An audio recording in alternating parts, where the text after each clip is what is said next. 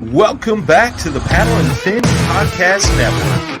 We're brought to you by Yak Gadget. For all your kayak fishing accessory needs, go to yakgadget.com.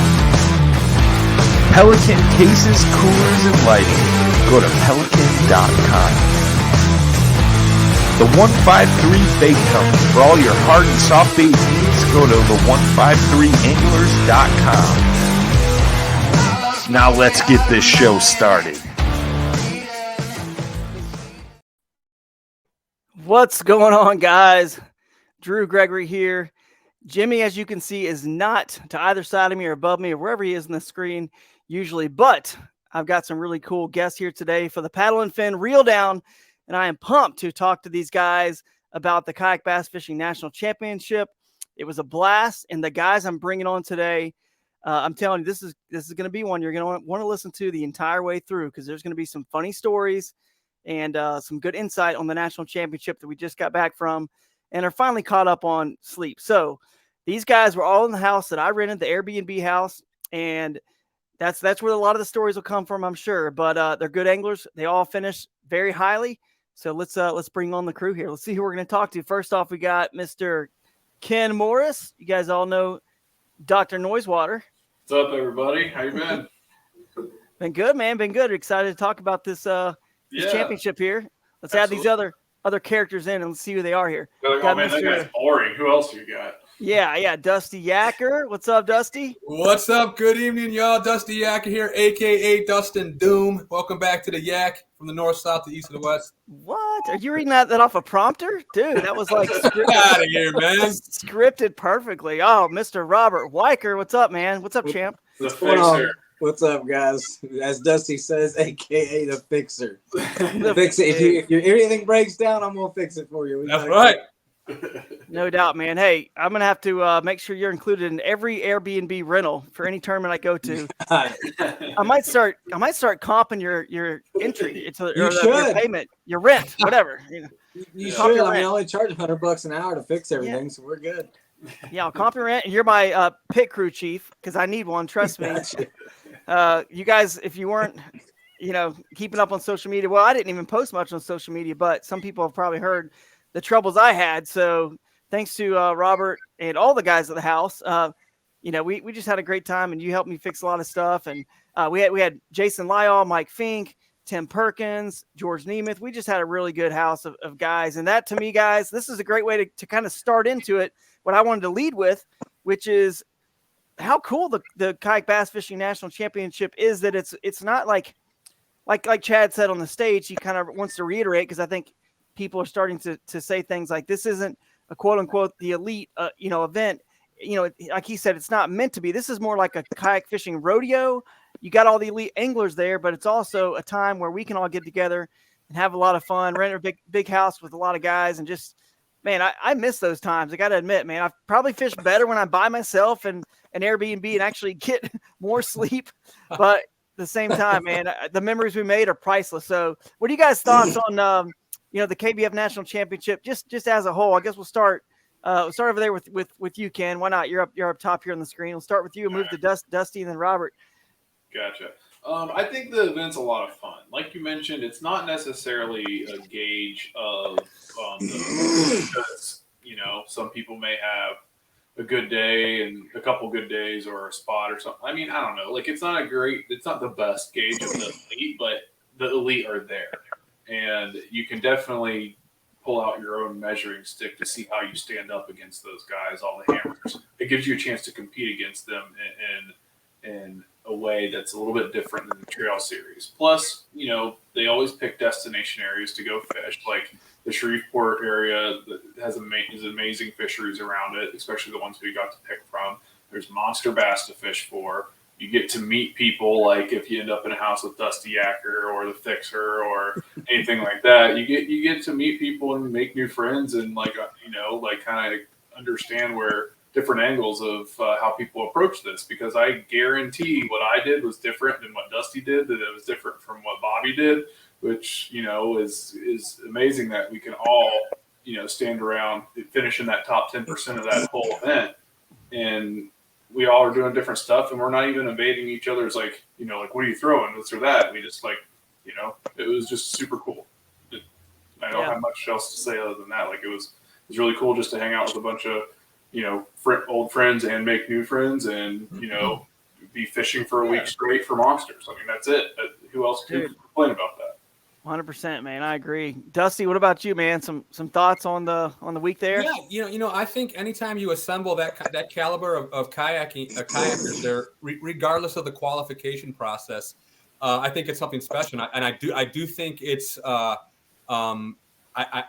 do think that cream rises to the top. I do think that you have to wade your way through some of the best to play this game. So in that respect, it's very cool. And I also think that you know, whatever you like to say about KBF, they've done a wonderful job with kind of making that KBF NC their flagship event, and some wonderful promotion about it. I mean, we're not terribly far removed from $100,000 payouts, and you know, sort of how neat that was to elevate you know, our young sport. So it's a flagship event. It's very neat. I would never dream of missing it. Where it was at in Shreveport, the swamp is. You know, I wrote about it in a post. It's otherworldly. It's such a special place to be, and I think it has like a unique pull to it. I think once you've been there, you want to hurry and get back to it.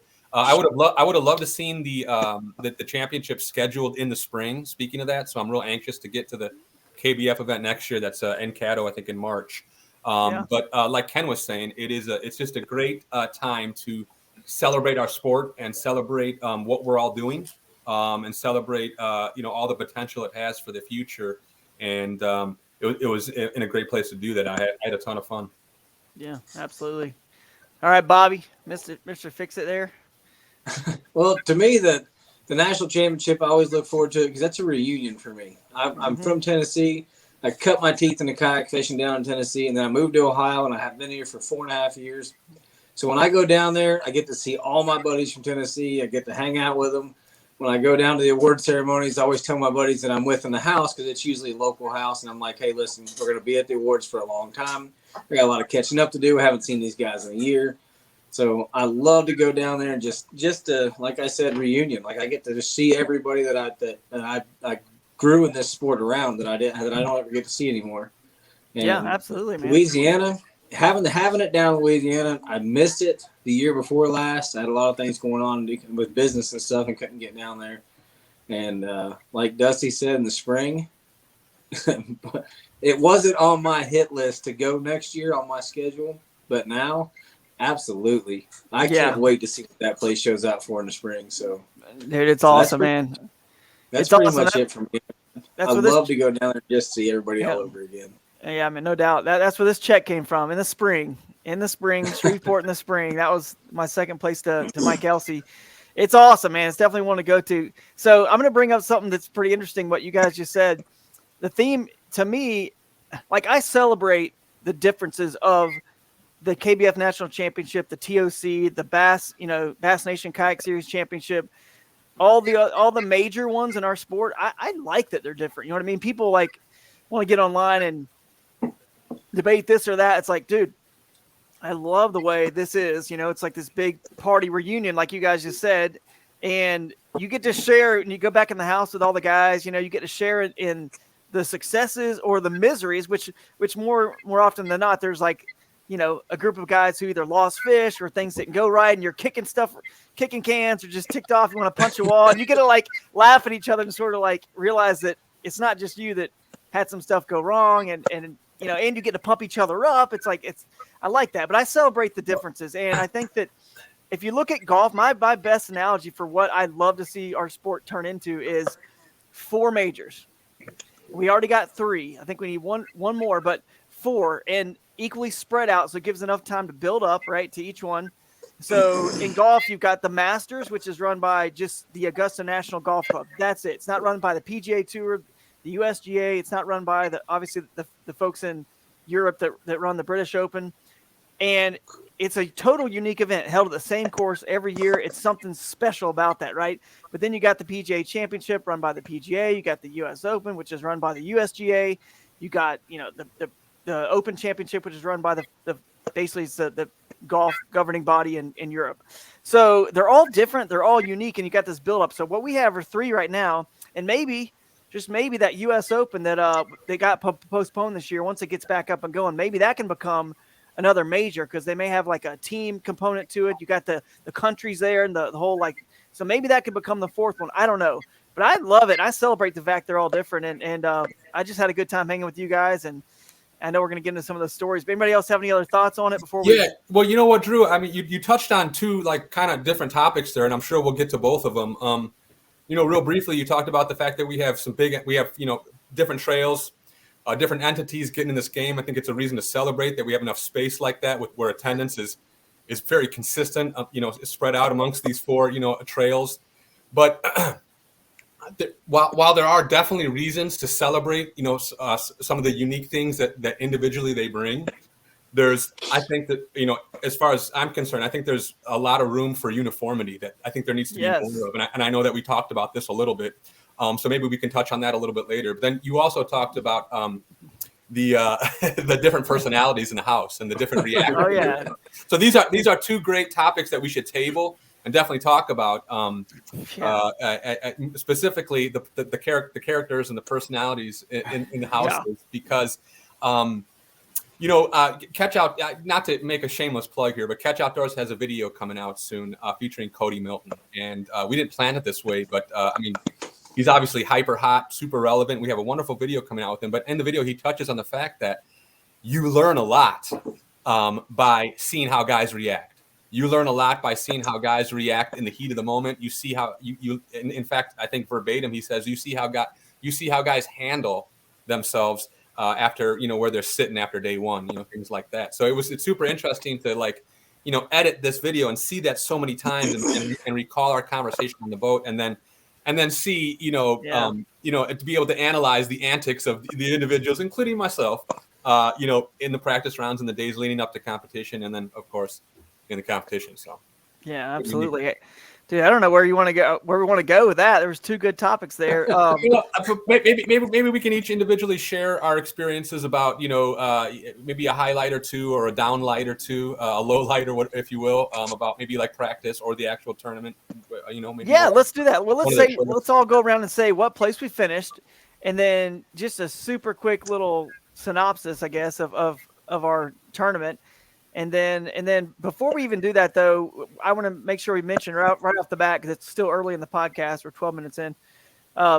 Just obviously the winner was Guillermo Gonzalez, and big congratulations to Guillermo. I mean, just totally. Yeah, Absolutely. Well done. 3 days, putting up, averaging over 100 inches. I think you probably hit over 100. I don't have the leaderboard. Ken, maybe you can put your producer hat back on and even pull up that leaderboard in case we need it at some point. I don't know if we'll need it now, but in case we need it, you might even want to, or I was going to say you, or maybe Dusty later on, and might even have a little YouTube video you want to put up and show if you want to get that queued back up for later. Yeah, 100%. He averaged over 100 inches, because he had 103 and a half, 100 and a quarter, then 100. So yeah, that's unreal. So congrats to Guillermo.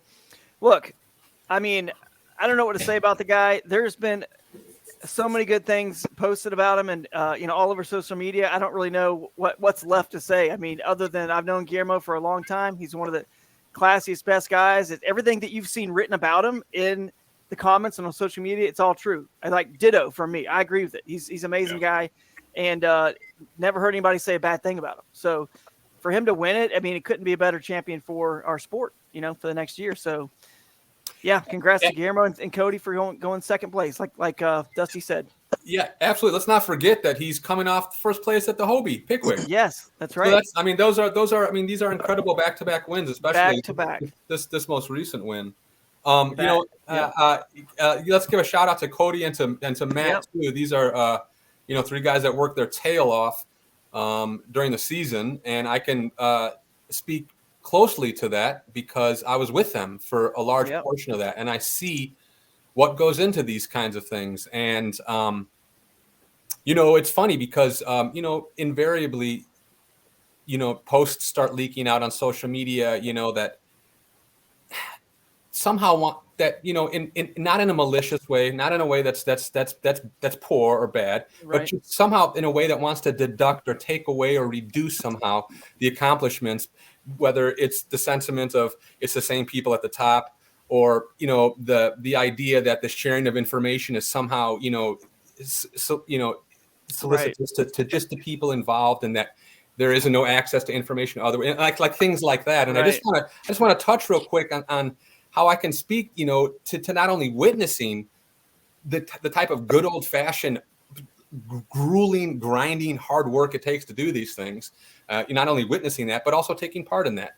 Probably truly for the first time in my life when it comes to being able to attack kayak fishing full time, like literally not even going home, going from tournament to tournament on the road in different, in different settings with different tackle requirements and all the other things that we have to deal with, as we know, as we'll probably talk about later. It's hard, yeah. Things that don't have nothing to do with the water and casting and fishing. So, so in that respect, it was great to see them win, and it was definitely the culmination of hard work, and absolutely not the result of some privileged niche or access to some whispering hole or something like that. Yeah. I mean, it's all within the rules. So until they change that rule, if they ever do, which Bassmaster and other major trails like that allow anglers to share information if they so choose. So if it's within the rules, if you're not doing it or whatever, then that's just your decision not to do it. And if you want to do it, then that's your decision to do it. It's within the rules. So I got no issue with it. So let's go around. Ken, that's a good topic, man. No, it is a great topic. I could go on all these topics for so long. We should go around and say our opinion on that, like whether you think that's cool or not, man. No, I agree with that. Yeah, go for it. Yeah, go, Robert. I mean, if you really think about it. Yeah, what do you think, man? When we first moved into the house, we were all pretty tight-lipped. Everybody had a practice, and we would get back from practice and be like, "Well, we caught 3, or somebody caught 5." But then, if you really lay it out there, so after day 1 of the tournament, Ken told me exactly what he was doing, what he caught him on, everything, and I told him what I was doing. See, I told you what I was doing, how I was catching them. Drew the same thing. So we all went from practicing and kind of doing our own good old yada yada. But then once things really got down to nitty gritty, we're not on a team here. Like you guys were on Motor Guide, I was on Blue Canoe, Dusty was on Catch. Totally. But we developed that bond, and we were all like, we all wanted to see each other do great. So then you look at Cody Milton and the guys he's running with. They've been out here for 7, 8, 9, 10 days in a row, grinding on the same lake, working together. But maybe they weren't working together. Who knows? But still, you develop that bond with each other, and I developed the trust with all of you guys. Like, hey, Ken, you're catching them on this. Well, here's what I'm doing, and I told Ken, I said, hey, I'd be fan casting, doing whatever you're doing. He's already doing what I told him I would advise him to do. But I mean, whenever you get in that situation, I wanted to see Dusty win first place. I'm just as bad as he wanted the rest of us to win. Like it was like that's just the way we do things. That's us as humans. Yeah. Well, you can. There's a lot of empathy involved, is what I'm trying to say. And as much as you are striving for your own individual goals, and of course it's a competition and it's individual, and we all have the selfish desire to win. You know what it's like to have that, and to be able to put yourself in someone else's shoes is super easy. For sure. And the more you can do that, the healthier it is, and the nicer it is. Yeah. As a nice cushion for the competition, because what he's talking about is a neat thing that we kind of did. Yeah, for sure. I've seen the polar opposite. Yeah. I don't want to live with the guys that I want to cut their throat. I want to be in the house with the guys that I want to see everybody do good. Well, the best thing about it was Drew's email before we even got to the house. where he addressed a lot of realities of what of the rental house, but then he kind of went above and beyond and literally typed out how we're with a new group of guys, and he prefaced how everybody's not comfortable sometimes sharing where they were, what was working or what wasn't working, and that maybe direct questioning or it might make people uncomfortable. What he was saying was absolutely accurate, but just the fact that it was in writing. I love that. It's so hilarious. I love that email. I think that email put us all right where we needed to be. Yeah, totally. And we all felt each other out as the week went on and realized where we stand. So absolutely. Yeah. Ken, what about you, man? What do you think about this sharing of information and teaming up and all that and privileged clicks or whatever? If that's what, I don't even know what the chatter is, but Dusty just kind of filled us in. Yeah, I don't have a problem with it because in the sense of like, you know, it's like, okay, so you look at like high school or college basketball or this or that, like coaches share films all the time. You know what I mean? Like they record their own games and they share a film with a different team to get a film from them of another team. So like the sharing the information and the, you know, that sort of stuff. The fact of the matter is you have to go out. You have to have your lures and your rods and your reels ready. You have to hit the spots at the right time, be at the right place at the right time with the right lure to actually make that happen. I think I could have talked to Guillermo for probably 72 hours and I wouldn't put up 100 inches in one day. You know what I mean? Like just because I don't, and the fact, and, you know, I may not fish the same way as him or, you know, what that pattern within the pattern that he figured out, he's still not going to tell me. You know what I mean? I just think people read into it too much. They think getting that information makes it easy. It's still not easy. You can give me all the information in the world, and it's still not easy. Still got to catch them, right? Yeah, you still got to get out there and catch them. So if you're really passionate and your true interest lies in being the best competitor you can be, you would not be typing about who's talking to who. You wouldn't be typing about who's got this many days of practice or who has this much time. What you'd be doing is figuring out what it takes to get down there and fish. Yep. You'd be too busy practicing yourself. You'd be too busy going through the hard work and all the crazy minutia that you have to do in order to get through day 1, day 2, and day 3 and be successful somehow, or even get down there, period. Yep. Whether you have tons of time, whether you have a little time. With all due respect to people's individual circumstances and situations, which commands respect because the people father to 4 and 5 freaking kids working full-time jobs and then coming down there and just acting like a class act and just, you know, just being a wonderful human beings. And then there's people like me who's got all the time in the world, you know, all the time in the world to go down there and practice for 10 days and whatnot. But regardless of those individual circumstances, the bottom line, like we all say, is it takes the work. It takes the hustle. It takes the grind. It takes going down there and casting and figuring it out and figuring things out. For sure. Well, first of all, guys, I was catching 20s all during pre-fishing. Sorry. I was, but I didn't quite, like everyone said, you're kind of holding things a little bit tight to the. See, I wasn't. I told you guys, I literally caught 2 fish every day during. I didn't catch a 20 the whole time we were there. My practice was as brutal as I told you, and I was very concerned about it. And I lost a 7-pounder. I mean, I lost one big, but it was a random 1-bite thing. And like Robert said, I think the biggest one I caught in practice was maybe 18 and a half or maybe 18 3/4. And right. I had little expectations, which actually worked. It worked wonders to like the typical anxiety or easy doom and gloom mentality that comes when things start slipping away or when they just don't work your way instead of grinding through with a positive mentality. So kind of having no expectations was like sort of the catalyst for me to just be loose as heck, for me to just feel super loose, comfortable, and carefree. And that translated into fishing. And that translated into fishing way smarter and better. And I think, for example, your pre-fishing didn't paint you into a corner. Well, for example, I was throwing that buzz bait, and 25, 35 minutes into it, I didn't have one bite.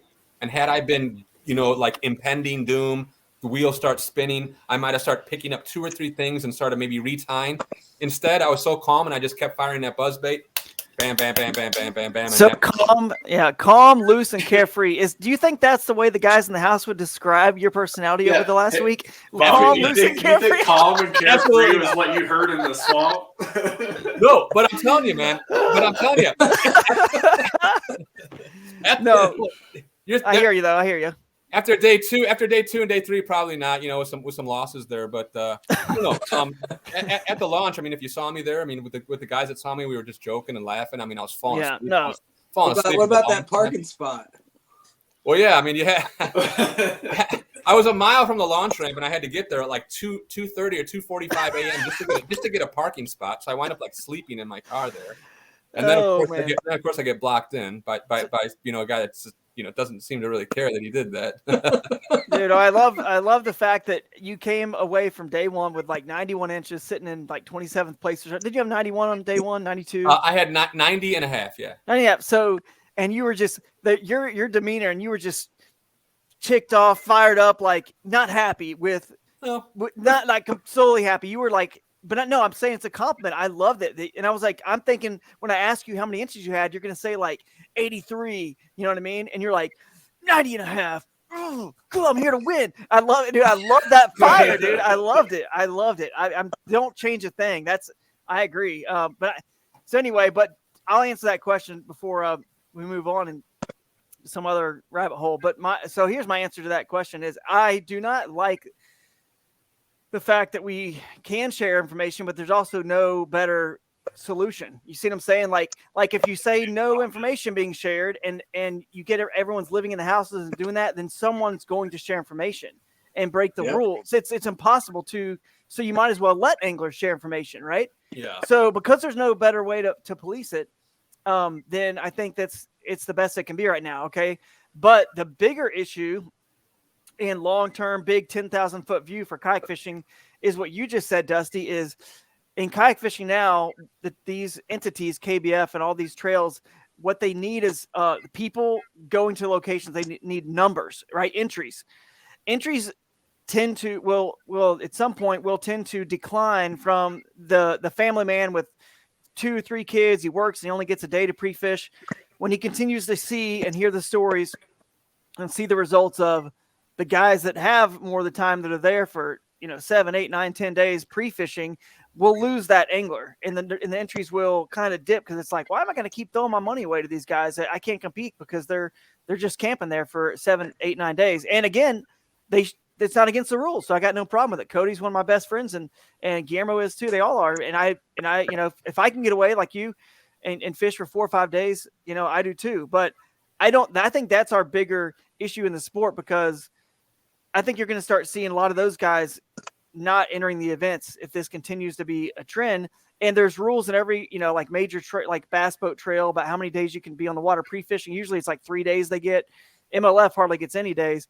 Well, anyway, but I got a solution for it. If it could be a win-win for everybody.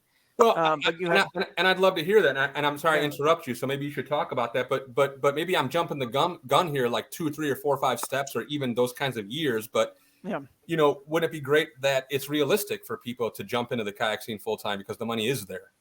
Wouldn't it be great, wouldn't it be great for a person, for more people to be able to realistically entertain these things, because mid-level and major sponsors are putting behind money, and perhaps talk about some of the necessities to get to that level, so 100%. That it is realistic. So it is realistic for somebody who maybe isn't happy at their job, that has a child or two, right? To be like, what, this would make 4. For like this guy. I mean, it was only realistic, like mine. Only realistic for me to quit my job because I don't have any children. It was only fair. It was only fair and legitimate for me to do it because of that. Otherwise, it might not have been terribly realistic, and I might have put people in a bind. But, for sure. But without that, it's just complete, like, let's effing go. Yeah, absolutely, dude. So you're saying, Cody, go have some kids, man. Guillermo, go have some kids already, dude. Come on, guys. Come on, man. No, but you guys they better hope they find a super wife like mine where they can have 4 kids and get away for a week every tournament just because she's freaking awesome. Dude, she is a super wife. There, a big shout out to Mrs. Weiker over there. Seriously, that's amazing. But so no, Dusty, 100%. You're right. And if there is a full-time elite series of kayak anglers, then it's safe to assume there will be a pre-fishing rule, just like the pro series of bass boats. Yeah, so why is there not now, when actually it probably needs it more now? Because here's the deal. Okay, think about it. That gets back to the uniformity. I mean, there's 4 wildly different entities that are not at all cohesive. Yeah, no doubt. And that, well, they can't control, because we're not doing it full time. There's not 80 of us in some elite series doing it full time. They can't control. We all have different schedules, so they can't say you can only fish the 3 days before the tournament, right? They can't. There's no way. Then you would actually lose more people. Yeah. The only solution, and I'll tell you this too. I've actually pitched this last year online, and I've talked about it with Cody and Christine and other people. the only solution that's a win-win for everybody is if you limit the pre-fishing to like 2 weeks before a tournament, right? I'm just saying 2 weeks, could be 3 weeks, could be whatever. But you let each angler have whatever it is, 4 days on the water maximum. They can pick which 4, so you start it the weekend, 2 weekends prior, the Friday. Sure. So there's a weekend. So if someone's like an hour and a half away or 2 hours, they don't even have to miss work. They can go and take 2 days there, 2 days the next one. So essentially you've got, and then you've got the Friday before. They could take off maybe the Friday before if they want to pre-fish the day before just to check their stuff. And they get to choose which days they want to pre-fish. Now, if you've got the time and you're like you're saying, or like myself, like I like to do, or the Cody, the Guillermo's, Christine's, you would choose probably the 4 days right before the tournament in a row. You see what I'm saying? To get the most current information. But let's say you're a guy that's got like a Matt Ball. He's got kids. He's got a full-time job, and at very minimum, you're only losing at very minimum. If let's say someone fishes for the number's 4 days, right? The maximum number is 4 days you can pre-fish in a 2 week window before the tournament. If you only have a chance to pre-fish 2 or 2.5 or 3, at very minimum, you're only losing 1 day to any of these sticks. So you feel like, I can enter that because they're not really getting some, 7-8 day advantage over me just camping. Now, here's the great thing about this theory and the strategy and how to do that. First of all, I know people out there are going to say, how do you police that? Well, dude, how do you police someone from keeping fish on stringers out in the lake right now and just putting them on their catch board, right? You can't. At some point, it's definitely an honor system. And I feel like our sport is pretty darn honorable, honestly. I feel like it is. So that's the first thing people are going to say. That'd be my answer to that. The other thing would be where was I going with that? The train of thought. I just lost it. I was talking about 4 days, right, of pre-fishing. And then it's going to come to me in 2 seconds. But you blew a gas. I blew a gas, but I'm back on track. Okay, so now you're going to say, well, why would a Dusty Yakker or Christine or Robert fix it already? That was how fast he fixed it. Why would Cody and Guillermo and Christine and Josh Stewart and Russ or whoever has the time, include myself in that, who can sometimes get away for many days beforehand, why would they want that rule? Why would they want that in place where they can camp for 7, 8, 9, 10 days now? And I'm going to tell you right now why. Because you cannot make a living on simply earnings in kayak fishing right now. You literally have to just be the top 3 worth the national championship or the winner of the TOC, totally. or win like 4 events. Really, you even having 4 Hobie events, if you won $6,000 each, that's not a living. So how do you make a living? Sponsors. You need to get a little cash from sponsors to help supplement all that, right? So, and how do you do that? What do sponsors want? They want content. You can't develop content. You can't be editing videos if you know somebody else is going to get more days on the water than you, because there's no limit. So it's like Michael Jordan, who always used to say, like, somebody else is out there practicing longer and harder than me, so I got to be out there. Exactly. Well, not if there's a rule that says that. Now you can spend that time on the business development side, because it's not easy to put media kits together and send it to sponsors and talk to them about things, and then get the content. It's not, and then get the content, the pictures, photos, and videos, and get the content back to them to use and continue to give them what they're looking for. But if you had a limit on the number of days you could be pre-fishing, it would actually, in Cody and all I think Christine was the same way. Everybody was like, dude, that really would take this burden off of our shoulders. Like, oh my God, I don't have to be out here for 7, 8, or 9 days. I don't know, man. I think 3 or 4 days is perfect anyway. That's plenty. Yeah, I agree. I don't really want any more days. I could have went to Bistineau. I could have been right down there and spent 3 or 4 days comfortably at Bistineau, staying at Jamie's, and been down there for 10 or 11 days if I really wanted to, but I did not want to. I wanted 4.5 days, and that's kind of like the perfect window. I don't think I could go out and fish after pre-fishing for 10 days. Dude, seriously. I was so beat as it was.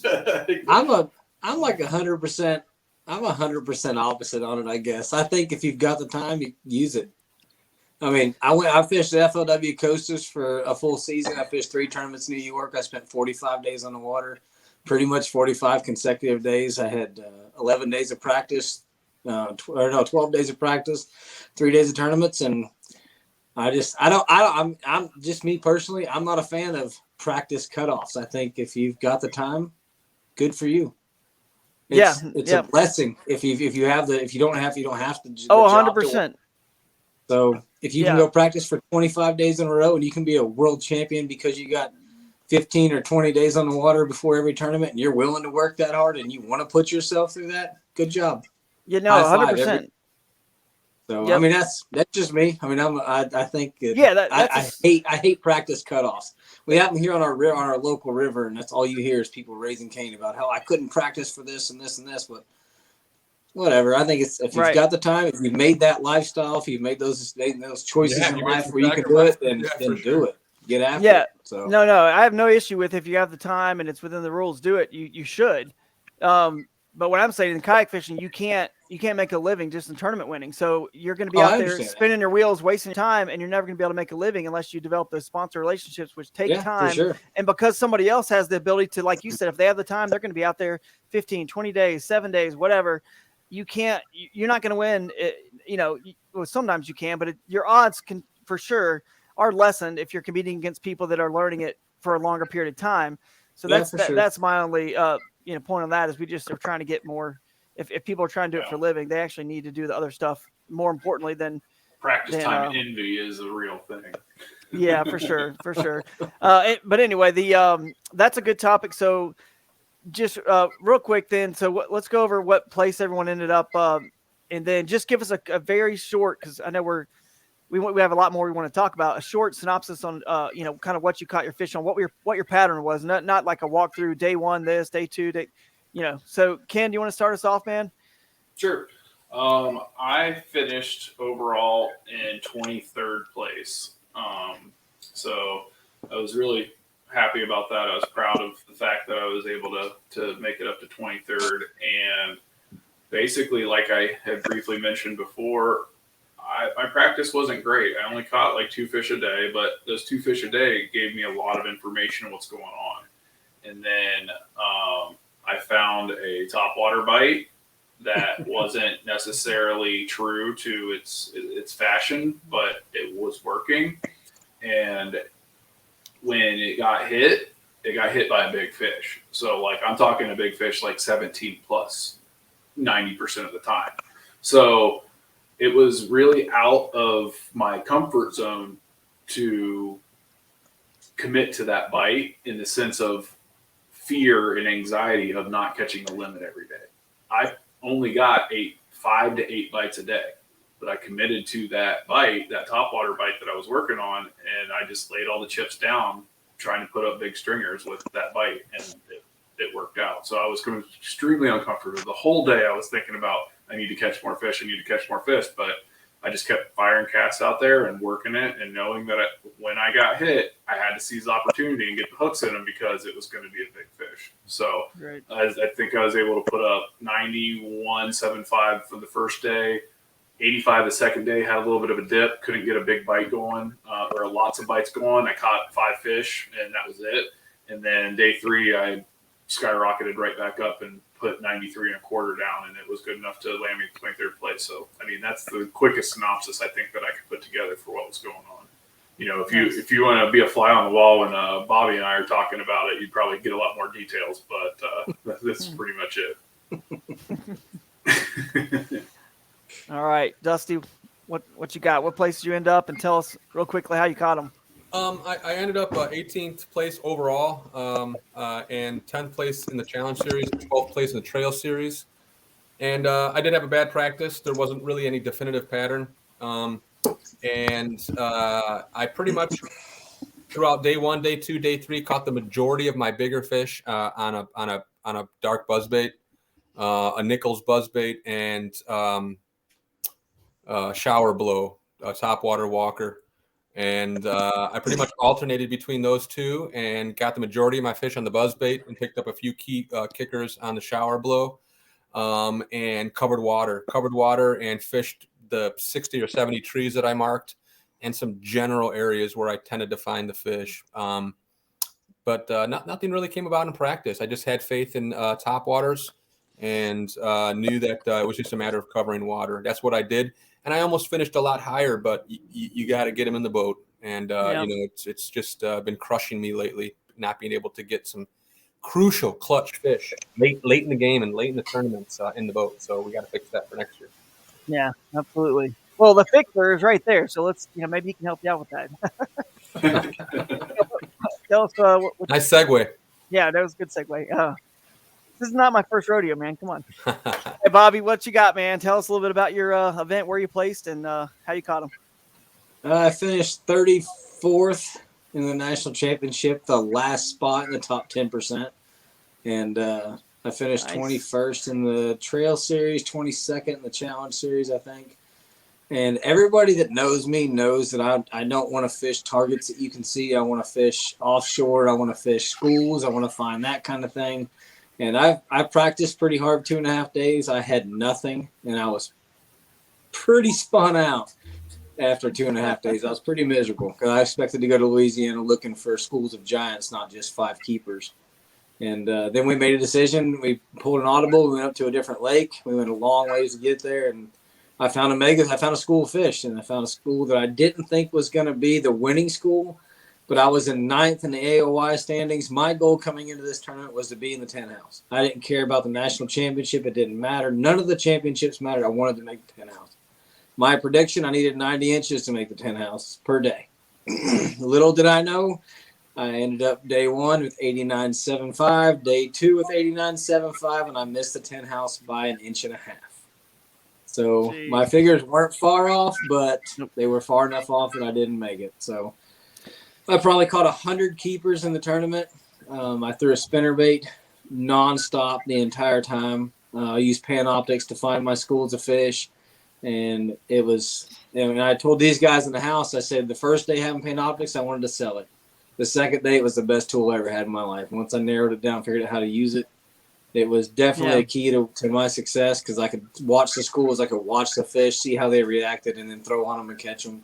If you look at my profile on Facebook, you'll see some Panoptics videos that are pretty cool. But nice. So 34th, I mean, I had a great time. Caught tons and tons and tons and tons of fish, tons of keepers, and that's pretty much it. It was just kind of, I set my goal for mediocrity, I guess, not to catch giants, just to catch enough to make it in. Hindsight, I should have threw a little bit harder, went a little bit for more bigger fish, but I was on that school. I knew it was in them, and I knew it was going to be 90 inches, around 90 a day. So I settled for that, and we ended up where we ended up. So close, man. So close. Yeah. So I've got a very similar story, being very close to the 10 house, but not quite there. I finished in, I think, 29th place. So, cast a check, can't complain. I've got a streak of checks. I should actually go look back. It's pretty lengthy. So I'm proud of that, the consistency, but it was rough. As you guys know, you were in the house, you saw, on day 1, I was in 7th place, I had 98 inches. I'm sitting, they updated the AOY standings. I'm in 1st place in the AOY. It's like my AOY to lose, forget 10 house. It was like, kind of like I was leading. So, and I was on fish. I was feeling good about it. I was punching fish, and not a lot of people were doing that, punching them up with 1.5 ounce, with using a Z-Man goats. I did catch one big one on a spinnerbait. So I had a little bit of that spinnerbait going and some on the chatterbait, but my bigger bites were coming punching. So anyway, that was day 1. And at the very end of day 1, a series of events sort of just hit me. I dropped my phone in the water, and I should have had it tethered. So it's like, it's my fault, And after 30, 45 minutes of looking for it in 3.5 foot of water in the swamp, I found it. Everything worked on it, so no problem. My photos were in for that day, so no big deal. I just lost 20 minutes of fishing time at the end, and as you guys saw, about 7 or 8 p.m. that night, I get a message on my phone saying I can no longer use cellular data. So now I don't have a phone, and I'm scrambling, and my motor was kind of acting funny at the end of day 1, and so now I don't know if I'm going to have a motor on day 2, a phone, and what's going to happen. And sure enough, man, it was like obviously not God's will for me to be in the 10 house or win the AOI. And day 2, my motor 15 minutes in blew up. And it literally just sparks smoke.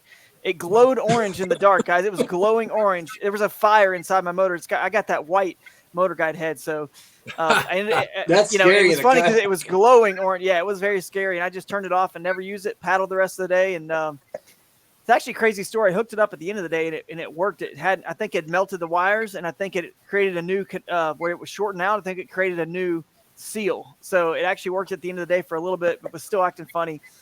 Anyway, I say all that just to, you know, I was up the creek without, not a paddle, without a motor, but I was in the big solo skiff. It was heavy. I had, you know, 2 batteries, the motor, and I had to paddle that thing around in an area that wasn't necessarily where I wanted to be or go. I had multiple places I could have run to. So it cost me big time, cost me the tin house, cost me, you know, but like we talked about before, you get to see people's reactions, and I'm sure you guys could see I was frustrated and ticked off, but I mean, at the same time, I just had to, what are you going to do? You know what I mean? Like, you just, I don't know. But anyway, I had 78.5 inches, and then I came back on day 3. Spinnerbait caught my big fish, and it caught a 22.5 incher. But I came back on day 3 with just a paddle kayak, used the little Crescent Ultralight 10-footer, and went up some bayous, some creeks, and a different lake, a couple different ones, and some new water at the beginning of the day, and just found some fish, you know, 17, 18-inch fish, and then caught it that 22.5 at a different spot I moved to in a swamp where I just dredged through the swamp and had to even pull my kayak around. Yeah, it was nuts. For you guys that have followed me on social media, you may remember in Kissimmee, Florida, when this trail series started, I was hiking my kayak through a swamp. Literally, I got stuck because the hyacinths choked it out, and that's how I finished my year. I was hiking it through a swamp, and it was pretty much a maze. But I did find a 22.5 in there, and ended up getting 90. What did I have? 92 on the last day, so I went 98, 78.5, and 92 to end up in 29th place. But anyway, that was my tournament. So I can't complain because I still got to check. You know, I was definitely very frustrated, but you know, Ken and I talked as well, and obviously it's, you know, we got this newborn coming, and she'll be a month old during the time of the 10 house. So I think it was just God's will for me to be here and maybe be here with her.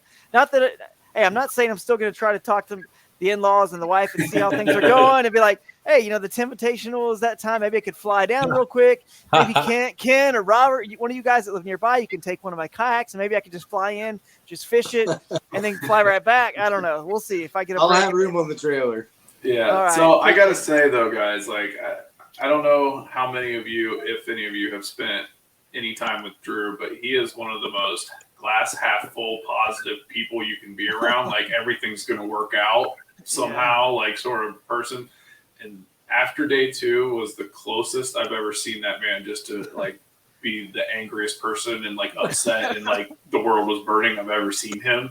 So like it was real serious there for a bit with him, but you know, we got him to bounce back and get out there and readjust himself and then slam it on day 3 and get right back up in there to cash a check and recover from that. And that's what really shows the grit of some of these people out here is that adversity they can get through to continue to go out and fish and not just like throw the rods in the truck and call it a day. That's right. You just gotta look at those problems and think I can fix them. Yep. I got a roommate who can. Yeah, that's right. I just literally could not believe the calamities that kept happening. I mean, I got pulled over by the cops that morning for my running lights because they were kind of like I had a short in my trailer lights, and of course a cop pulls right in between Ken and I and pulls me over. And I'm like, dude, I've got 3 phones. I don't know what's going on with my phones or which one has signal. I'm switching out SIM cards. I'm using some backup phone that George Nemeth gave me. And it's like this big. It's an iPhone 6. It's like the Zoolander phone. It's so small. And I have to type some complex password because it was his work phone. They make him put in a complex password every time to see Google Maps. It was like nothing, you know, was going right. But anyway, I don't want to go on and on about that, even though I know it's a funny story, whatever. And you guys have already heard it all, but it is what it is, guys. It was not meant to be, and I just was shocked that all that kept happening because I was on them. Yeah, let's do this. That was a really like in-depth story about Drew. Let's let, if they want to, or if they have something like that, what is the most adverse or the difficult thing that you guys had to go through for this tournament? I almost sunk my boat. That's right. See, I'm not not alone. Not alone. I've had some bad experiences on the water, so I put a bilge pump in every kayak I've ever owned. Since I almost sunk one at one time. We won't say brands or names or nothing, but I was on some serious fish one time to win a tournament, and then all of a sudden my graph just shut off. And I noticed my boat started listing real bad, and I was like, crap. So I opened the hatch. It's full of water. I was like, why am I full of water? It's not going to happen to me again. So I put a bilge pump in every kayak I've owned since, which is 4 kayaks. Well, I put a bilge pump in my new one. Oh, jeez. And I adjusted some weight the day before the tournament. It was day 2 of the tournament. I adjusted some weight and made some things a little heavier toward the back. And I'm running, and all of a sudden I leaned, and my boat's about to flip. And I was like, what the heck? Good thing is we passed our house on the way to our spot. So my buddy's behind me, and I was like, hey, man, I'm going to pull over our dock. I'm going to grab my kayak. I'm going to yank it up on the dock. I was leaking water through the bilge pump hole that's supposed to keep water out. Oh, Little did I know, goodness. bilge pumps don't come with a Right. check valve. I thought they did. Yeah. So 20 gallons in, 20 gallons out, well, means 20 gallons back in. No, So- wow. So, yeah, on day 2, I thought I was toast. So my buddy Fink, being the great dude that he is, I've got to pull my motor up to paddle 1.5 miles through a creek. Or what is it, Dusty? 1.25 miles through that creek? 1.5. Yeah, 1.5 miles through a creek, but I can't go to the front of my kayak because if I do, then all the water is gonna go to the front with the weight of my motor. I'm gonna do a front flip. So I Jeez. hollered at Fink, and I was like, dude, you gotta yank my motor up for me. And he's like, I got you. He yanks my motor up, and I can feel the water as soon as he does go all the way to the back. Bill's pump kicks on, pumps out 10 gallons of water. I start paddling through, and I fish all day long with a boat completely full of water. Every step, every movement, everything. Like if you lean your hips a little bit, it's fine. And then Feel 2 it. seconds later, you're leaning way farther than you ever expected. So I fought it the entire day. Day Oh, 2. man. But Jeez. it wasn't the manufacturer's fault. It was Right. 100% my fault because I put a bilge pump in thinking that they have a check valve. You would think they would. I would tell you what, tomorrow, mine's going to have a check valve. Yeah. Oh, yeah. Never We'll gonna fix happen it. again. Absolutely. So it's my fault, but I mean, you talk about being a little nervous. I don't want to sink my boat in gator moccasin water. No, dude, I can't. miles from the No. closest dry land ever. I keep So, yeah. gorilla tape with me in a dry bag. I always have gorilla tape with me because I have back in the old days. My first kayak was an ocean kayak, and they're kind of lightweight, thin, thinly molded, which is fine Yeah. when you're in the ocean. But when you're doing rocky rivers. So anyway, I've repaired some with gorilla tape before, and they've held up just fine for a long time. So I would keep gorilla tape in the old dry bag as well as some other emergency supplies and my angler aid kit. Dusty, what about you? Anything? What's the most adverse? Well, I think what we're talking about here in general and what we're touching on, regardless of like what we're individually going through, is the fact that this sport and like what we do in like these tournaments, especially these big stage 3-day ones, I've never seen more things go wrong. There's just this uncanny nature of like things that could simply go wrong in these events, and everybody has stories like that, from real wild stuff to real simple stuff. A few examples from me this week. I remember on the first day of practice, I was on the main lake in Caddo, and it was running late, and my graph was on the second day of its battery, and I did not know how long it had to go, and I was kind of far from the launch and couldn't somehow get back. It's like my maps weren't guiding me, and I was trying to follow my chart plot there, and I just was like running into these Sylvania blooms that I didn't think were there on the way there, and the light was fading, and my phone was on. On red, Lord. and I was just like kind of having a little mild panic attack, just trying to get back to the launch. I mean, that's like something that can happen. It's scary. The COVID stuff has really wreaked havoc with shipping, and as such, I haven't been able to get my team packages and boats and drives with the kick-up fins. So I had my old fins, and I was just bending my fins left and right. I mean, you're in 2 feet of water and you're traveling you don't have a motor, and I'm traveling miles. That's another story. I'm traveling miles through the swamp, and I'm just bending my mast left and right. So I had to constantly rebend those. No motor means just your thighs are destroyed. Yeah. I want to know where you found 2 feet of water. What was that? I want to know where you found 2 feet of water. Well, most of my fish were coming in 1.3 to 2 feet of water, but yeah, man, it was real bad. I mean, and of course a lot less, like a half a foot of water, 0.8, feet of water. Jeez. So a lot of stump knocking, a lot of slow travel, a lot of trudging around, day 3, I didn't get an identifier with my top 100 board, so I had to make some late night anxiety and some phone calls before I was able to go to sleep. It wasn't a bad thing, but one thing that was looming large each morning was the pedal to my spot. It usually required a lot of sweat and a lot of exhaustion before you can make your first. And I bet a few choice words for lines in. Yeah, so I got left in the dust by a lot of the trolling motor guys, but I ground through and I was able to get 4 miles per hour or more for at least 25 to 30 minutes straight before I was able to start my first cast. So wow, there was a lot of grueling work involved in that for sure. Yes, well, you got some powerful legs there, man. Kicking that that Hobie around all the time. That's why you're breaking your fins, man. You got such powerful quads, dude. From all the That's the most powerful muscle in my body for sure. My thighs, the rest skinny dad bod. I had a 63-year-old man every morning beat me to my spot. That was Marty Hughes. Yeah, with his motor, with my motor, he beat me to the opening of the lake we were fishing to, which was 2.5 miles. Pedaling every day. Dang, dude, that's impressive, man. He's 63. We got to the creek and he said, "Am I in your way?" And I said, "Buddy, you outran my motor all the way to this creek. I'm not passing you in the creek." He said, "Not bad for a 63-year-old man, huh?" Jeez, that's inspirational right there. So Ken, did you have anything else to add, or do you want to move on to the next topic? Yeah, mine's a quick one.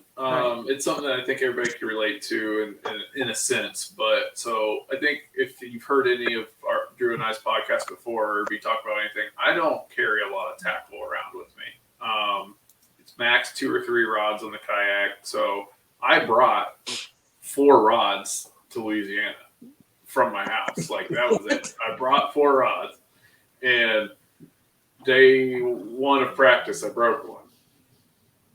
Day 2 of practice, broke another one. So I'm down to 2 rods, right? Second day of the tournament, so day 2 of the tournament, broke another one. So I'm down to 1 rod.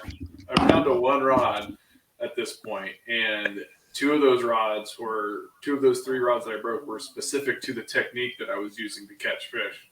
So day 2, after I broke that 3rd rod, I was down to 1. I had to go back to I had to sprint to Bass Pro Shop before the check-in and all that stuff. And I went in and bought a $50 rod for Bass Pro Shop, and I put that $10 guarantee on it. So if anything happened to it, I could get some lures or whatever. But so I bought that $50 rod, went to the check-in, went home that night, switched my reel over, ran the line through it, tied my lure back on, went out, caught all my fish on it on day 3 on that new rod that I bought from Bass Pro. So, going through all my equipment basically and getting down to bare bones and still being able to pull that out was that's my equipment. My equipment was what was worrying me at that time, because I kept breaking them on stupid stuff. They weren't failing in the sense of the equipment itself was good. One time it got caught in my pants seam and snapped the end. One time I was drifting past a stump and it grabbed it and I didn't notice it and it bent it too far and snapped. And then the other one, my braid looped around my line and I went to set the hook on something and it just snapped it because my braid just did what it was supposed to do and be strong as heck, and it just cracked it. So it was not like mechanical failure in the sense of my equipment was bad. It was just bad luck. So that was the kind of the thing that sticks out in my mind, that I was very low on equipment in that sort of sense. Yeah. I had 2 hooks for that, or 2 lures specifically for the technique that I was using, so I couldn't lose those. So I retied those a couple of times on the water. So just not having resources was my big fear and issue that I had. Yeah, no doubt, man. These events are stressful. They are. I mean, like we all laugh about it, and you guys know what I'm talking about. I text my wife right when the pre-tournament meeting is about to begin, and I say, "Hey, I'm at the meeting. Life is about to get really fast for the next 3 days for me. My world is about to feel like a minute, but it's going to be 3 days. It's insane. You don't know it until you're an angler in that situation. The KBF National Championship is the pinnacle of that feeling, because they have events going on during the tournament we're at. It's a nonstop. You got batteries to charge, because you add in the element of electricity and batteries and motors. That's more that can go wrong. That's more you got to deal with.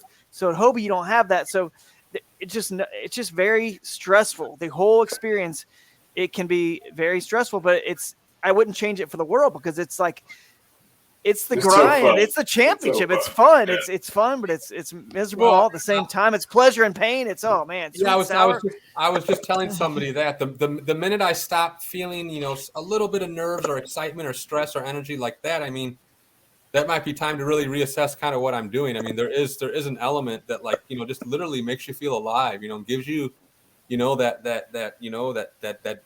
kind of special buzz and energy that's sometimes hard to recapture from, like, your youth when you very first experience the thrill of the fish, fishing or learning. And it's really, kind of a neat thing that way. Yeah. I just try to make sure that I have all the time in the world to get ready. Drew was always saying, Robert, you don't have anything to do. You have nothing to do all the time ever, because I rig all, because I know I've got a 45-minute ride to my lake, so I rig my tackle on the way there. And I want to luxurious. Make sure that I engulf the whole experience of the entire thing. So I want to hang out with everybody else in the house. They were all like, I was ready as soon as I got back to the house, and everybody's like, "What? Why aren't you rigging?" I was like, exactly. I don't have anything to rig. I only have 2 rods left. I have nothing to rig. I threw a spinnerbait for freaking 9 days in a row, or 8 days in a row. So I mean, it sounds amazing. I like to. I love the hanging out in the house with the guys, and like Dusty says, the fixture. I like helping people fix their stuff. As long as mine isn't broken, I'll deal with my stuff on the water, because I got a 45-minute motor. Trust me, I wanted to be hanging out. 4 miles an hour. I wanted nothing more to be just chilling and hanging out. I wish my motor and my phone and my rods. Oh my Lord! One of the weirdest things is, like, the twilight zone, like where the hours of, like, 4 to 8 o'clock go. Every day after practice or after the tournament, it seems like it's 5 minutes, and it's like 10:47, and you're not in bed. Yeah, and you're like, and you got to wake up at like 3 o'clock, and your stuff's still not ready, and it's like, really, you have to experience it to understand it. Exactly, you have to. Now, switching to one last topic, because I know we're about an hour in. I do want to get to this topic before we end it. I want to talk about 1 or 2 things you guys can think of, something that could be improved on the experience, because the cool thing is, I really feel like, Christy Hoover, Chad Hoover, Amanda Brandon, all of them, AJ, Dwayne, and John Stewart, the guys, I feel like all of our trails are confident enough in what they do, and that they do a good job to accept constructive criticism without feeling like defensive. You know what I mean? I feel like they're great people. They want to put on a better trail for the anglers. That's their ultimate goal, right? Is to get more entries and make it better for us. So if you guys could recommend something to, KBF for this event, and before we even get into it, I want to say, I hope everyone, qualifies for this event and goes to it. It's amazing. So nothing we're saying here, these are just small things we think could be improved. So definitely go to the event. It's amazing as is. So if we can help them get even better, this is our platform. This is our chance to say, here's something that would have made our experience even a little bit better. You guys want me to start, or you guys have one that's just glaring? You got to kind of like get out there. I mean, I put all my energy into the concentration of, like, my plan, my game plan, and fishing. My hats are off to the people that organize these giant events that have to start planning a year in advance, have to get permits and calls and do red tape of absurd variety. The very thing I got away from in my life. So for me to nitpick and, like, say that this could be better and that could be better, I mean, I feel like an ass doing that. However, I mean, technically, this is a forum. This is a dialogue. We are trying to be constructive. We are trying to do things for the better. But I still feel like these are little selfish things that might be bothering me. Nevertheless, I mean, I guess I can volunteer and go first. I would love to see the extension deadline that was given on Friday for submission, that was given an hour later. Apparently, with the stipulation that it was because of a few anglers that had poor service. I think a lot of us had poor service there. And I know for me personally, looking back, I mean, even at the time, I didn't even probably realize how big of a deal it was. Like, in hindsight, I have like on the ride home and when I got home, There was, you talk to anybody, especially in our area, Robert can verify this. There was an afternoon bite. There was a big bite. My GoPro footage will verify. Absolutely. I was getting clutch big fish at the end of the day from 1:15 to the time I had to leave. And that was the key, the time I had to leave. I couldn't stay till 3. 3's lines out. I needed every single possible cast with that buzzbait till 3 o'clock. And I know that was when they were chomping. On day 2 and day 3, I was getting bites flying back into the creek to be able to upload. I was winging power casting at 4 or 5 miles per hour, getting 18-inch fish. And I had to leave early because I had no service whatsoever. Even if I clicked upload image with reduced quality in fishing chaos, I had to get to that Wi-Fi. And I need peace of mind in that. I need to have my fish in a photo album. I need to know my inches. I can't make any errors. I need to verify the catch log. I want to make sure that's all tip-top. And for me to do that, I had to leave my spot 30 minutes to like 35 minutes earlier, and that killed me every single day. And on Friday, when they announced that the extension deadline was for an hour, that would have been awesome to have heard at like noon. Or I thought that because this is often the case, coverage isn't uniform for people coming from different regions with different cell phone carriers, that I think that and I know it's selfish that we shouldn't have to worry about that. We should all be able to fish to the deadline and then have at least a couple hours to submit our fish. Now, I know that causes a lot of problems on the back end with judging fish and getting things ready, for to upload and whatnot. But I think that would be a major relief for people because, like you had said earlier a little bit, our whole sport relies on cellular data and connectivity. And for that to be an issue is part of angler responsibility, but it can also be addressed this way as it was on Friday. So I think that's something to think about in the future. Also, just to nitpick, man, a little bit. I know a lot of us were beat up, and when we got to the ceremonies on Thursday, we had to be there till like 9 o'clock, maybe almost, to get our boards.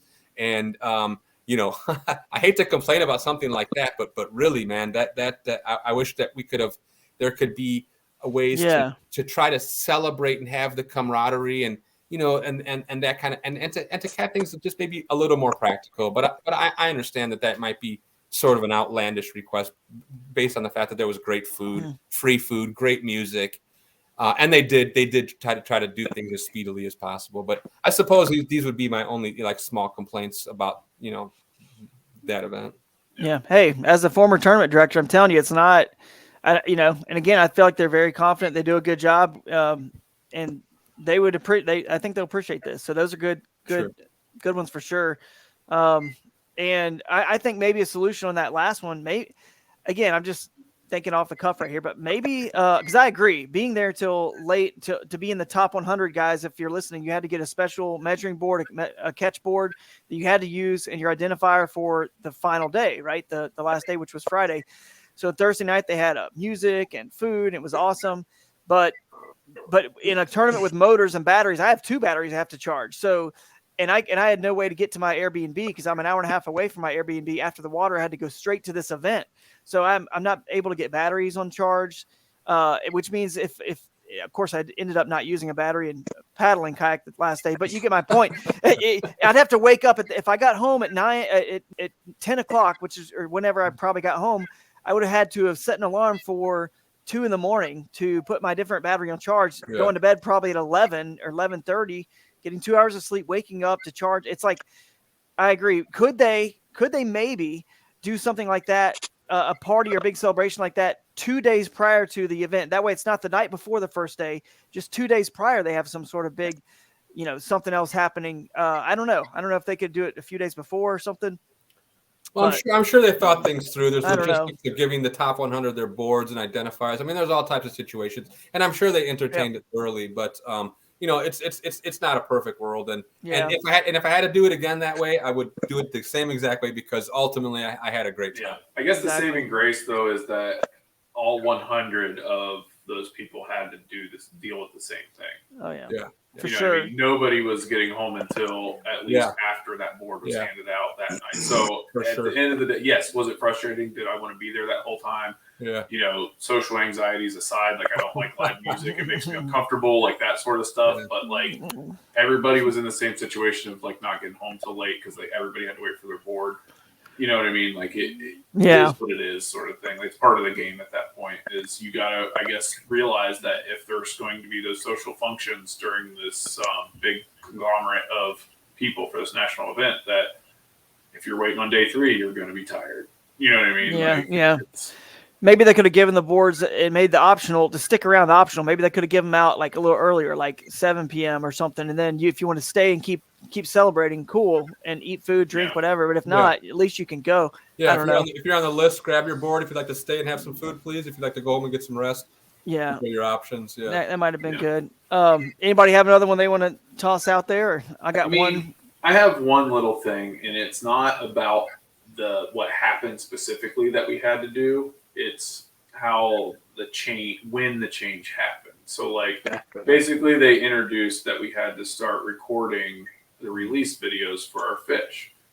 Fine. It wasn't hard. It actually makes a nice little break of files in your phone, so then you know where the pictures were you took beforehand and stuff like that, instead of always having to take a selfie or one of the sky or one of the spot or whatever you do for your own personal thing. It works out really nice. Just go practice it. If this is what they're going to do moving forward, anybody out there that plans on participating in a KBF event, just practice it. You take a video of your fish on the board, you pick it up, you let it go, you go back to the board, you're done. Like, it's not hard. Just make sure your pictures are good before you do it. However, my issue is with when they roll this out. Why are we adding new things at the national championship to do that are required for us to do? You've had people fishing in your trail for a year qualifying for this event, trying to qualify for this event, trying to get themselves set up for AOI, and they've been practicing their technique, when the most crucial technique that you have after catching the fish is getting a good picture of it, and and everybody has their routine that they do that, and you are requiring them to change that routine by adding in this rule during the national championship. Like, not the most ideal time to roll out something brand new for anglers to do. But like you said, it wasn't difficult. It was well explained. There were plenty of examples, and ultimately, it was something that most people shouldn't have a problem with if they remember. Yes, I don't have an issue with having to do it. That's not my point. My point is time of presentation for new rules and requirements. Absolutely. Yeah, right. I kind of do like the rule. I mean, honestly, I think it's just it helps I us like ensure that people aren't out there, cheating, or they can't cheat quite as easily. That whatever. But anyway, no, I agree with you, Ken. That's a good point. I mean, rolling it out fresh, the NC, when we have so much else going on, so much information and schedules and stuff happening, is maybe next time they can do it earlier in the year or something, do some tests. I don't know, but yeah, good. That's a good one. Robert, you got anything you can think of? The only thing I have is I got a phone call on the third day at 4:00 that I had to take a lie detector test, and I was like, why would I have to take a lie detector test? I've not had a great tournament, and I think this stuff. I mean, I 100% agree with lie detector tests. I think they're great. I think they need to be implemented, but I don't think they need to be random. You don't just put a bunch of names in a hat and then draw guy number 79 out of 100 needs to have a lie detector test. Separate your top 10, hit your lie detector test on the guys that matter, and leave it alone. Period. Right. I mean, because here's the thing.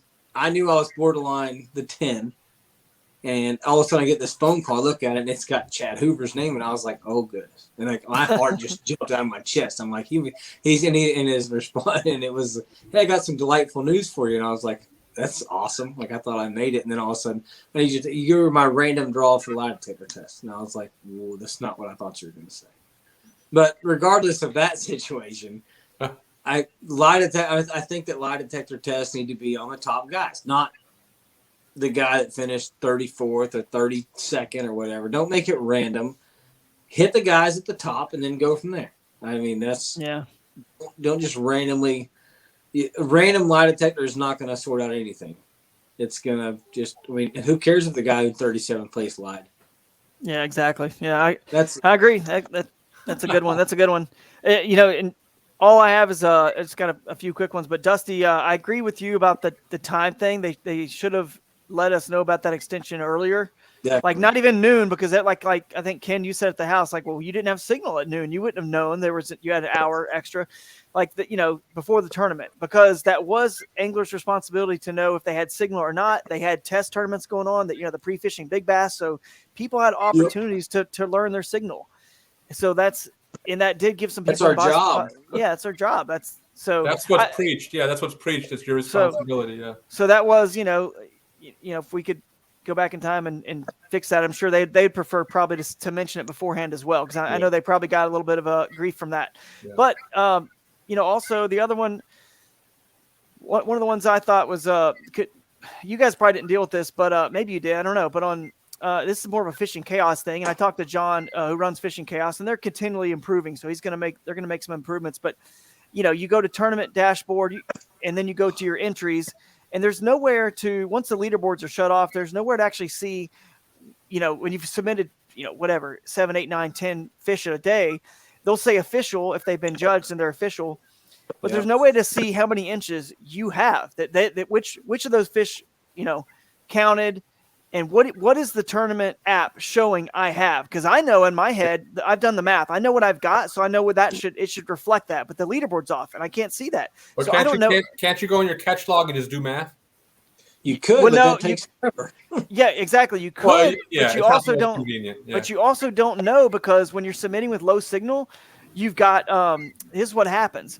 A lot of my fish would show up without a photo, and it'd say 17.5, another catch log 17.5, another one 17.5, and then like another one 17.5 with a photo. So I'm like, is it counting all those? Because it shouldn't be, because it doesn't know it's a duplicate. See what I'm saying? It may not know it's a duplicate. So it's like very like on Tourney X, for example, you can go in your live well or whatever, you can see your 5, the 5 that it's pulling as your score, and it can show you your total, and then your total, because your biggest 5 you got, it's 89.5, and if it says 89.5, there's no issue. So I would, I think they're going to make that adjustment where you can see that even when the leaderboard's off. Now, when the leaderboard's on, it's no problem. You can see which 5 it's pulling. Is it pulling the correct 5, not duplicates? You can see that, because it actually had a duplicate on day 1 for me, and I had to let them know, hey, because the leaderboard stayed up on day 1. So it was easy. I was like, hey, guys, that's a duplicate. Before I even get challenged, I want to let you know about it. You can take it off. So they did that. But the other thing was on that, similarly with the Fishing Chaos app, it could also just show us, dang it, what was the other? There's another thing, again, I forgot. There's 2 things about the app. Not just how many inches you had. There's one other thing that would have been nice to see. It was whenever there is a fish that has been deducted. See, I had one that was 17 inches and it said 16, and I didn't know why. Now, this is something that I believe the KBF staff has to put in. The Fishing Chaos guys told me there's a place for them to put in, but I'm not getting the emails because, as you guys know, we were in about 10 things. So when you get an email when you're submitting fish, you're in like 10 tournaments, like the Louisiana Challenge, State Challenge, the monthly receipt for each fair. Yeah, there's like a million of them and a million emails, and you can't keep up and understand. But it'd be nice if in your catch log, if it could just show you your 5 that it's pulling, your 5 biggest. I thought that's what I thought they do. No, on the leaderboard it does, on the actual leaderboard. But once the leaderboard's down, there's nowhere to see it. It's tournament dashboard entries, and then it shows all the entries you've submitted. On that date? Okay. Yeah, so then you're trying to look, and like some of them say official, some don't, and then some might be deducted. One of them said red, it was disqualified because there was glare. But see, it's disqualified, but it didn't. There wasn't a note saying, why is this fish disqualified? I'm looking at it, the identifier's there, everything's in the photo, and I'm like, I don't know what to do. It's still within tournament hours to submit fish, so I'm confused on what to do because there's not a note saying what's wrong, and it puts a lot of stress on you. Did you? Yeah, it puts a lot of stress because you don't know. If I knew, I would submit a better photo, and I just had to call them, which is more stress and time, and they're getting more phone calls, and it's like, why is this fish DQ'd completely? What did I do wrong? Or what are you guys seeing that I'm not seeing? And they said, there's a glare on your identifier. We can't fully see it. Okay, that's fine. If I would have just known that in the message on that fish where it said DQ'd, I would have just replaced it. Same thing with the 16-incher that was really 17.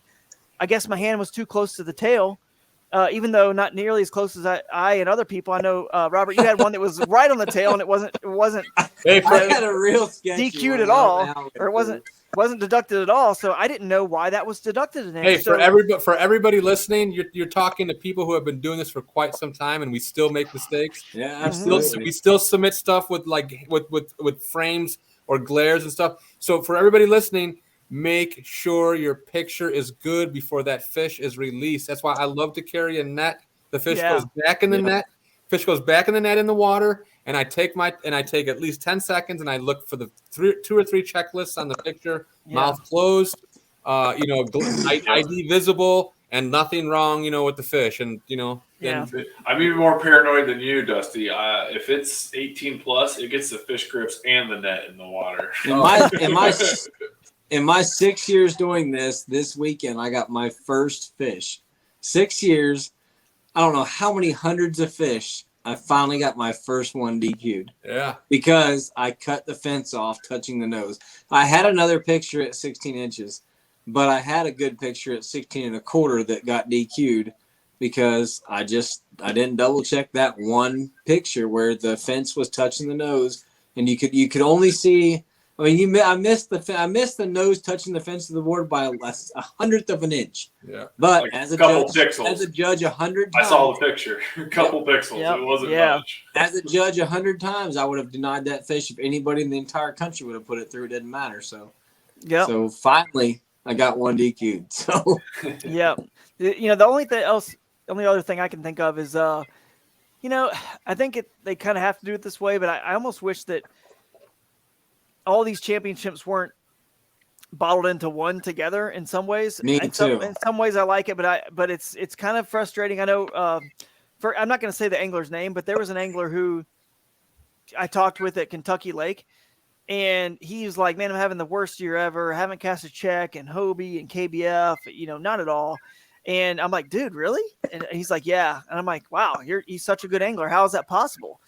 But the way their point system works, it's so heavy. It's so weighted heavily on this last event for the AOI, which is the 10 house.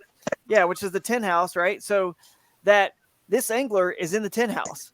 And I had 4 top, a second, a third, a fourth, like all these like top finishes in the entire year on the KBF Trail Series. And I got whatever it was, like 29th out of 350 at this championship. It's not like I had a bad event.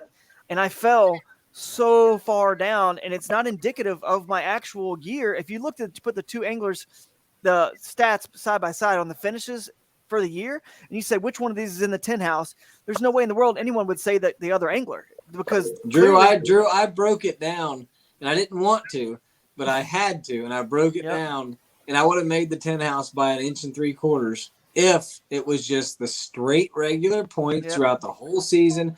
Don't give 1.5 points to give for lack of better terms, the lesser a better advantage.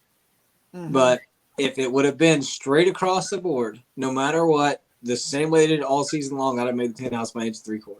Yeah.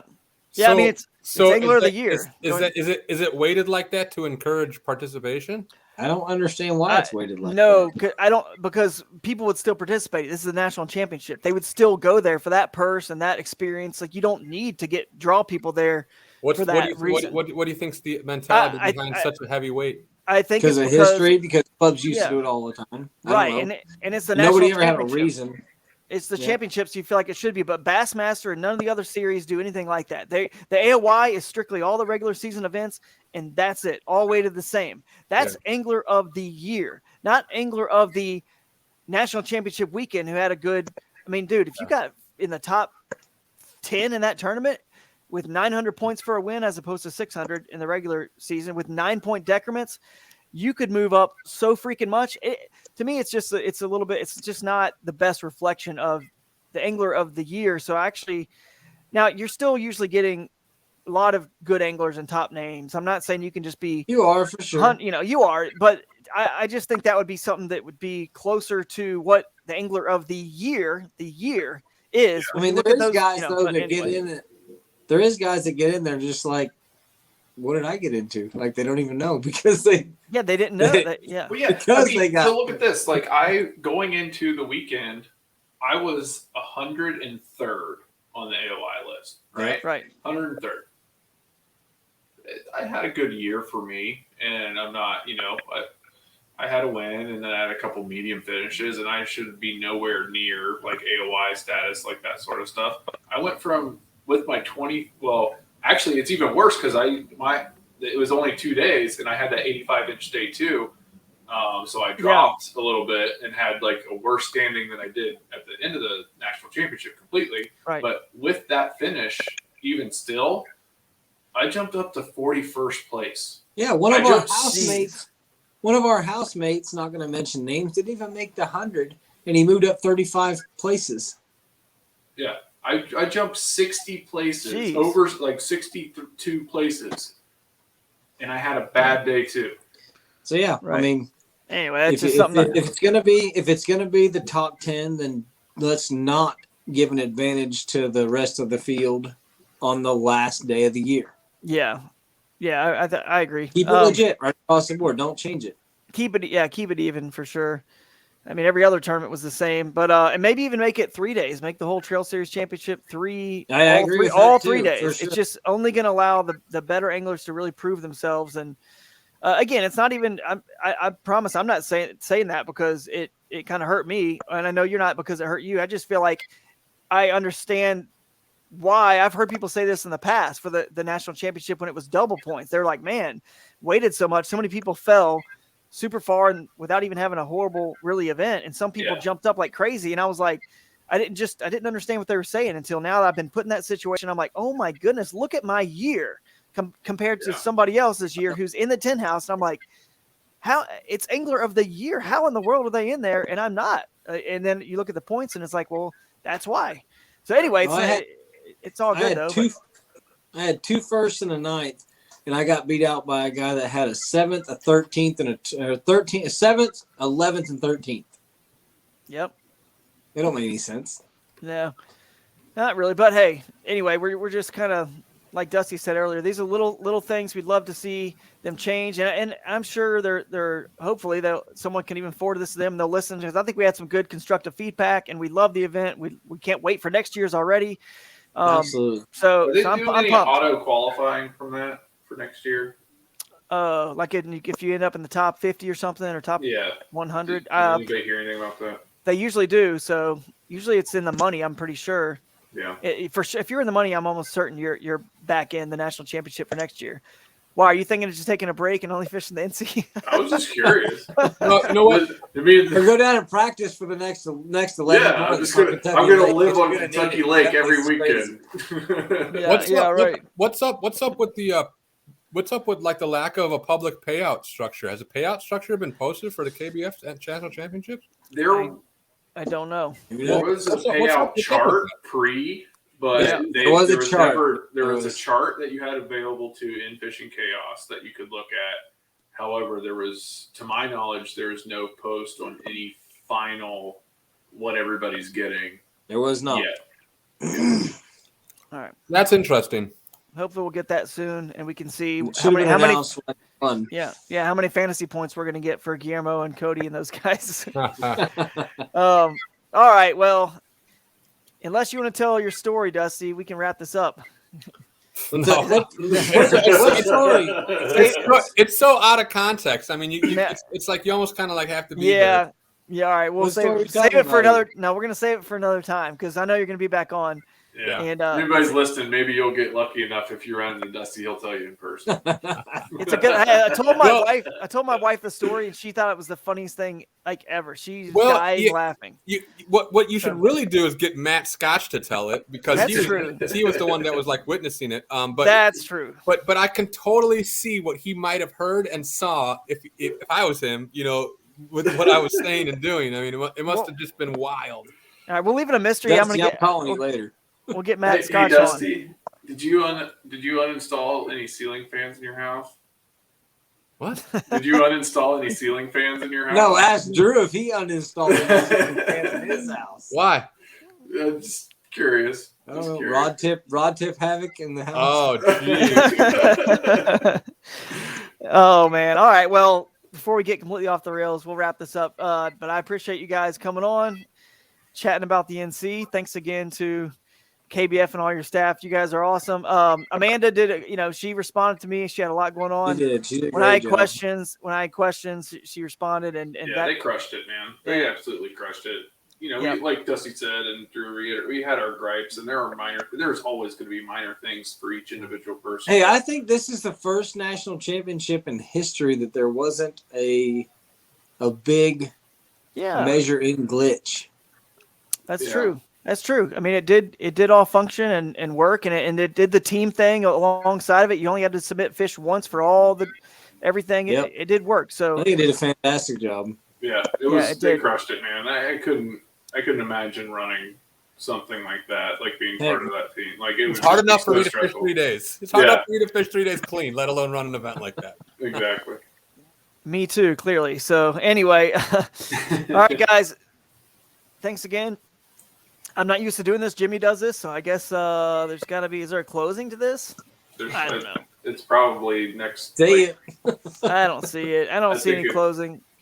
Yeah. Wait, closer. Here we go. Closer. There it is. It's called the closer. That's the closer. Of course. We got the fixer. Now we got the closer. That's right. The fixer, the closer, and the fixing to close it, guys. And I'm the breaker. I break things. So the fixer, the closer, the breaker, and Ken. I don't know if you're what you are, Dr. Noisewater still. I don't know. Just kidding. All right, guys. We'll catch you later. Thanks again for tuning in. How about that? That's right, facilitator. All right, guys. Catch you later. Here we go. We'll exit out. All right, see you.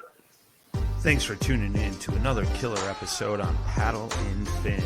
Don't forget to go check out our website at paddle_and_fin.com. Don't forget to check out the YouTube channel at Paddle and Fin. If you got a question, comment, want to hear from a future guest on a future episode, feel free to email us at paddle_and_fin@gmail.com. Don't forget to follow us on social media at Paddle and Fin on Facebook and Instagram. Shout out to our show supporters, Angler. The Angler button and app just makes for a better time on the water and creates a virtual logbook for every fishing outing out on the water. Shout out to Rocktown Adventures, located in Northern Illinois, for all your kayaking, camping, and hiking needs. Shout out to Jigmasters Jigs. When in doubt, get the jig out. Go to jigmasters.com.